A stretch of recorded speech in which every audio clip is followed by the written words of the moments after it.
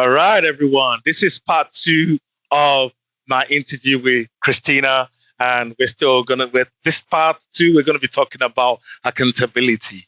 Accountability. So I learned accountability when I was young, right? My grandma and my mom always make sure that when we get back home from holidays, we work with them, right? And they will give you things that you're accountable for. Like, my mom will like, oh, you're accountable for making sure that all the money for this thing is collected. You're paying this person. You're doing that. And if you don't do it, at the end of the day, she's like, did you do this? She always come back to you and say, hey, you're accountable for this. And that's how I learned accountability growing up. That's fantastic. I always tell people, growing up, summer is going back to grandma's school of hard knocks. We go learn how to cook, get to know how to do everything. That's the way I grew up. And I've always learned accountability where, like, when you give me something, I think I always look for opportunity to finish it and get it done and complete the task, because that's what I've learned. And I saw this research that you guys did around accountability on Hive. Can you tell me more about it? Because as I read the article, I learned a lot of things. That's why most people, especially leaders and employees, are not accountable for the things they've been, that's been given to them, opportunities or things that have been given to them. Yeah, so we recently conducted some independent research. It was pretty wide scale. We surveyed over 1,500 leaders and employees and asked a ton of questions around why does execution fail? Like, what gets in the way? We all know it. We've seen the stats, years and years and years of stats saying, only 75% of change efforts or strategies are actually executed. And so what is getting in the way? One of the biggest findings was that only 13% of people who responded said that they had a high accountability culture.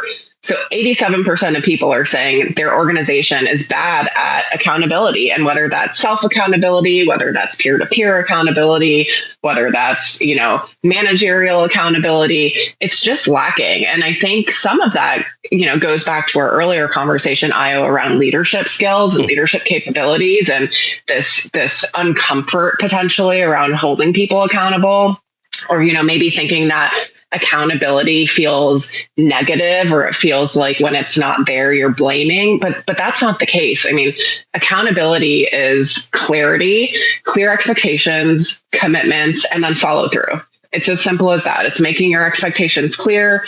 It's, checking in on progress. It's providing feedback. And then, of course, it's on the individual to then, get it done or ask for help if you need the help. But it doesn't have to be this huge, big, scary thing. And the lack of accountability just means that organizations aren't getting things done the way that they could be. And think about the lost opportunity there to really succeed when you're not holding folks accountable, including yourself.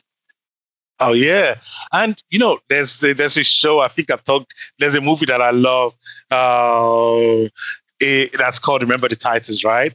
Yes. And you remember the two captains, Gary, I forgot the name, Julius, right? Gary and Julius. Mm-hmm. And when they were in the coaching camp, and their coach Yost was making sure that they did 2 days, 3 days, they went on, and things changed when both of them started keeping themselves accountable for the things that's going on, and things that are going, that need to go right. And that's where the change happened in that movie. And I love that movie. I watched that movie 3 or 4 times a year, and I learned something new around that movie. I actually do a series on 5 dysfunctions of a team, and now a team comes together using that movie, right? And I just feel like even when Gary's best friend messed up, he made him accountable for the things that he was doing wrong, and said he should leave the team. His best friend. And I think most of the time there's been this topic that's been going around is the nice versus kind, right? Yes. We are too nice and we're not kind to each other. Correct. And I think not holding each other accountable is the part of, like, we're not kind to each other. Absolutely, because we're not helping each other get better. We're not helping our entire team or our company get better.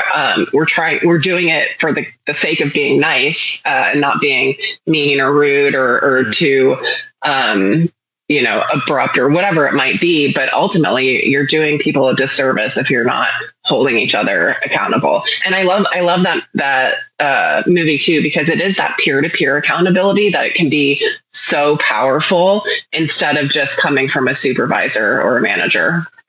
Yeah. And let me ask you a question. I know a lot of people, one of the reasons why people don't give people accountable is they don't want to step away of this because of this nice thing. How can you keep somebody accountable and still be kind to that person? Because I think that's the reason these people are not doing that. I think it's about I think it's making commitments visible. So I think if everybody is doing that, if everyone has shared goals, we all know what we're working on, it's very visible. It can't become optional anymore, right? And so I think that's one thing. I think being really using data, focusing more on things that are observable versus, sometimes when people are giving feedback around, you didn't get this done, it can feel like a personal attack versus, no, we're just talking about an activity or a piece of data or whatever it might be. It's not about the person, it's about the action. That can help too. And then I think a big barrier might also be, there might be a reason why people aren't doing the things that you want them to be doing. So you've set expectations.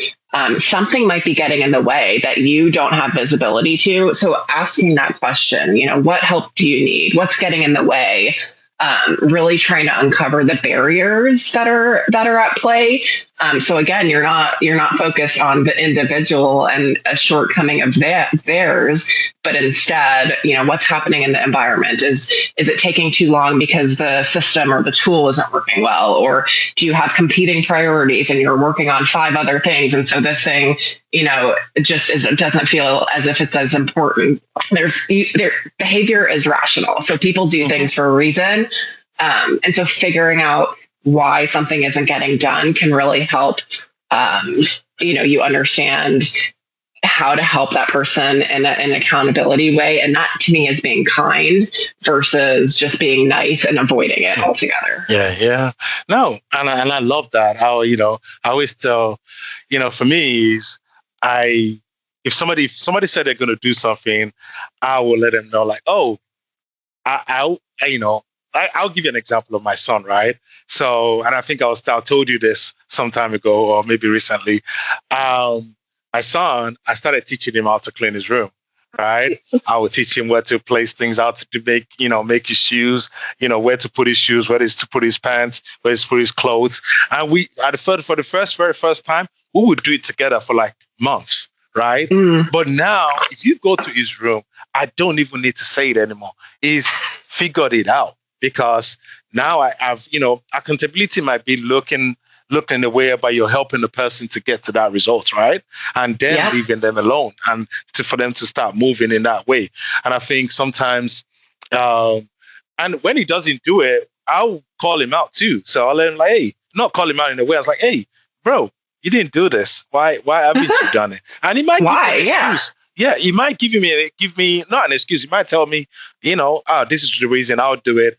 But like, I'll let it. He knows what's expected. He knows how it should be done. He knows what's to be done. And I think that's one of the biggest things about accountability. Sometimes leaders want to keep people accountable, but they don't want to give them the resources to be accountable.